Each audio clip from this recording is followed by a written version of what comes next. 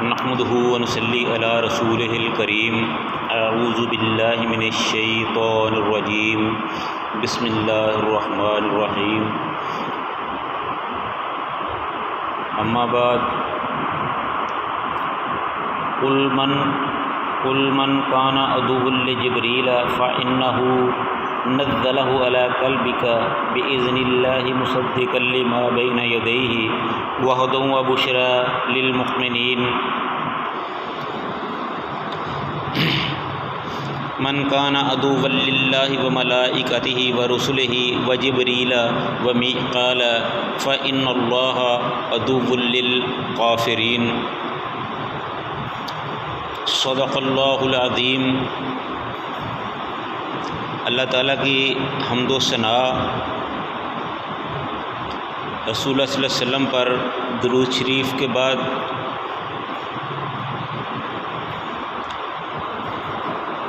یہ جو میں نے آپ کے سامنے دو قرآن پاک کی آیات تلاوت کی ہیں،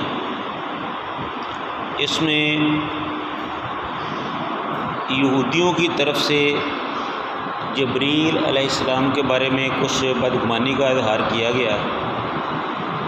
جسے اللہ تعالیٰ نے اس آیت میں خوب واضح فرمایا ہے۔ اللہ تعالیٰ فرماتے ہیں قل من کان عدوا لجبریل، اے نبی صلی اللہ علیہ وآلہ وسلم آپ فرما دیجئے،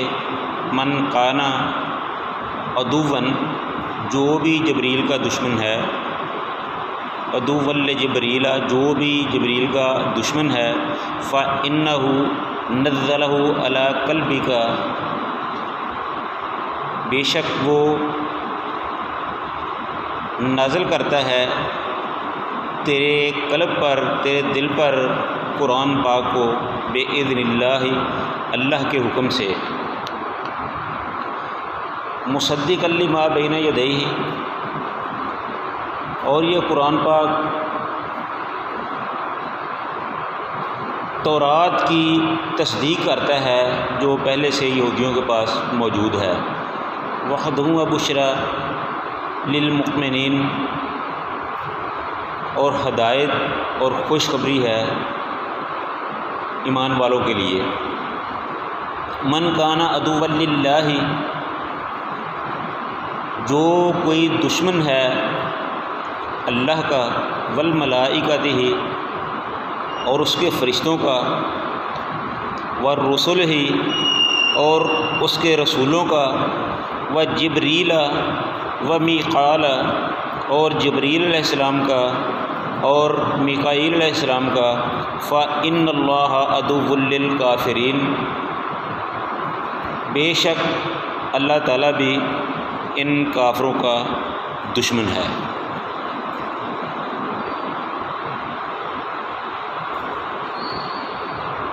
ان آیات کے پس منظر، نازل ہونے کا پس منظر اور خلاصہ کچھ اس طرح ہے کہ یہودیوں کے کچھ افراد رسول اللہ صلی اللہ علیہ وسلم کے پاس آئے اور کہنے لگے کہ ہمارے کچھ سوالات ہیں، اگر آپ ان کے جواب دے دیں تو ہم آپ کو سچا نبی تسلیم کر لیں گے۔ تو آپ صلی اللہ علیہ وسلم نے ان سے وعدہ لیا کہ اگر تم موسیٰ علیہ السلام کو سچا مانتے ہو تو موسیٰ کے رب کی قسم کھا کے کہو کہ اگر میں تمہارے سوالوں کا جواب دے دوں تو تم مجھے سچا نبی تسلیم کر لو گے۔ تو یہودیوں نے اس پر کہا کہ ہاں،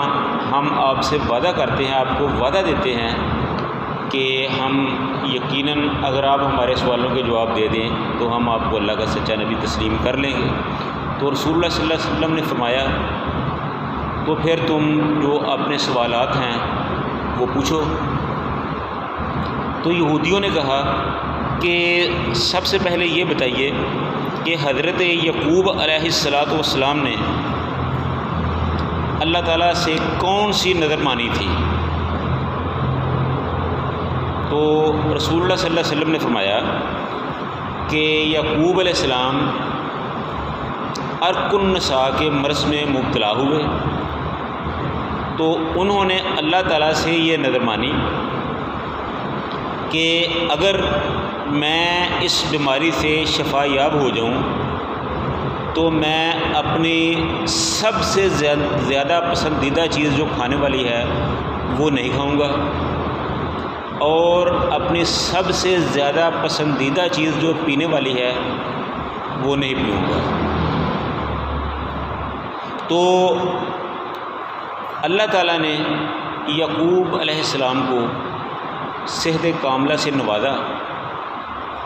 تو یعقوب علیہ السلام نے اپنی نظر کے مطابق، مانی ہوئی نظر کے مطابق اونٹ کا گوشت کھانا چھوڑ دیا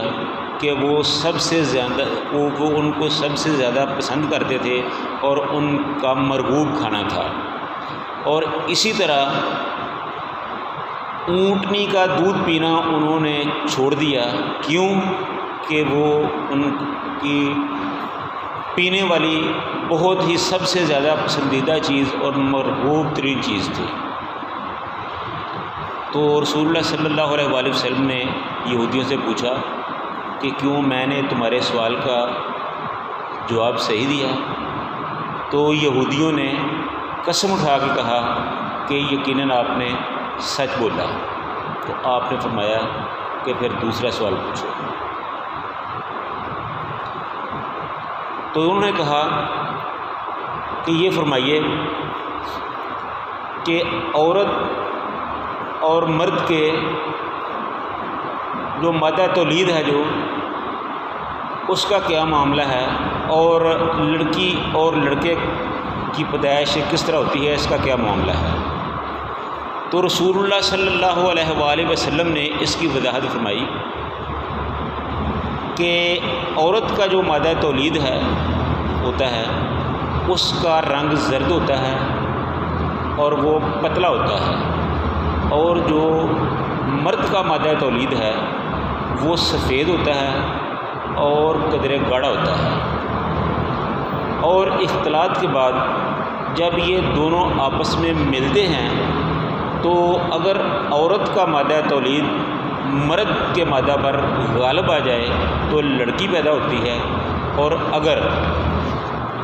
مرد کا مادہ تولید عورت کے مادہ تولید پر غالب آ جائے تو پھر لڑکا پیدا ہوتا ہے۔ تو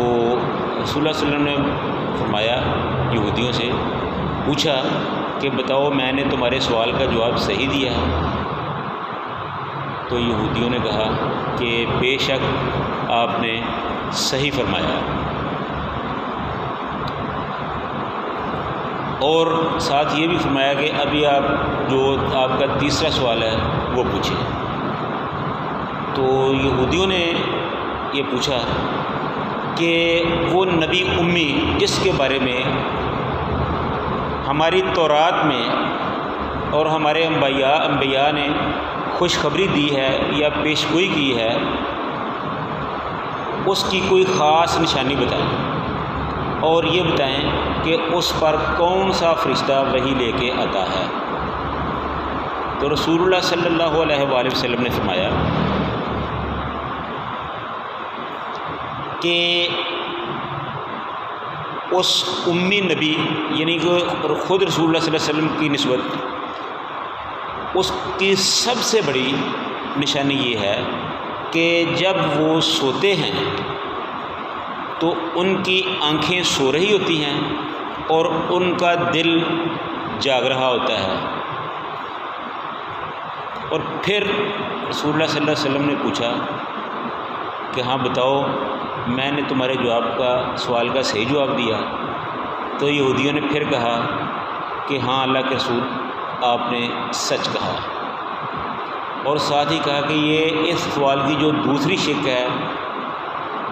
اس کا بھی جواب مرحمت فرمائیے، اس کا بھی جواب دیجیے کہ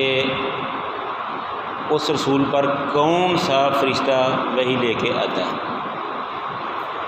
یعنی کہ رسول اللہ صلی اللہ علیہ وسلم پر کون سا فرشتہ وحی لے کے آتا ہے۔ تو اس کے جواب میں رسول اللہ صلی اللہ علیہ وآلہ وسلم نے فرمایا کہ مجھ پر جبریل وحی لے کے آتے ہیں اور وہی میرے دوست ہیں۔ تو یہودیوں نے کہا کہ جبریل تو ہمارا دشمن ہے، ہم تو جبریل کو نہیں مانتے، اس لیے جبریل کی وجہ سے چونکہ وہ آپ پر وہی لے کے آتا ہے، وہی آپ پر پیغام لے کے آتا ہے، تو ہم تو اس کو مانتے نہیں، لہذا ہم اس کے لائے ہوئے پیغام کو بھی نہیں مانتے، لہذا ہم اس لیے آپ کو بھی نہیں مانتے۔ ہاں، اگر میکائیل علیہ السلام جو ہمارا دوست ہے وہ آپ پر وحی لے کے آتا تو ہم آپ کو، آپ کی نبوت کو، قرآن کو مان لیتے ہیں۔ یعنی کہ یہودیوں کا یہ دعویٰ تھا کہ جبریل ہمارا دشمن ہے، کیونکہ وہ ہمارے لیے بڑے سخت اور خون ریز قسم کے احکام لے کے آتے رہتے ہیں، تو وہ ہمارا دشمن اور ہم ان کے دشمن ہیں، لہذا میکائیل علیہ السلام جو ہیں وہ رحمت کے فرشتے ہیں، بارش برساتے ہیں، روزی کا انتظام کرتے ہیں، تو وہ ہمارے دشمن ہیں، وہ ہمارے لیے بہتر ہیں۔ اگر وہ آپ پہ وہی لے کے آتے تو پھر ہم آپ کو صحیح مان سکتے تھے۔ تو گویا جبریل کا بہانہ بنا کے ان یہودیوں نے رسول اللہ صلی اللہ علیہ وآلہ وسلم کو ماننے سے انکار کر دیا۔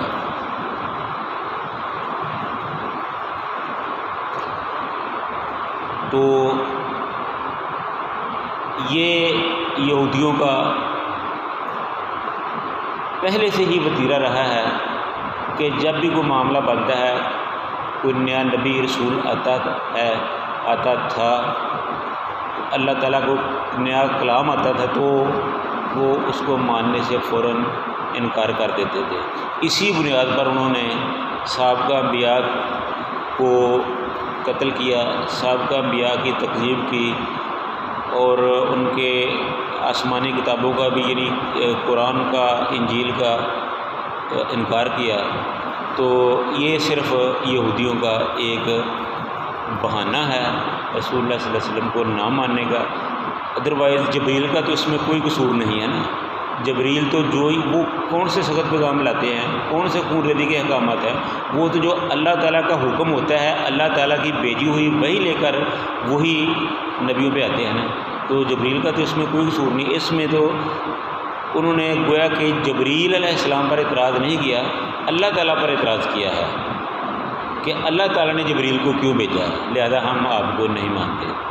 تو یہ لعنتی قوم ہے، اللہ تعالیٰ اس سے مسلمانوں کو بچا کے رکھے،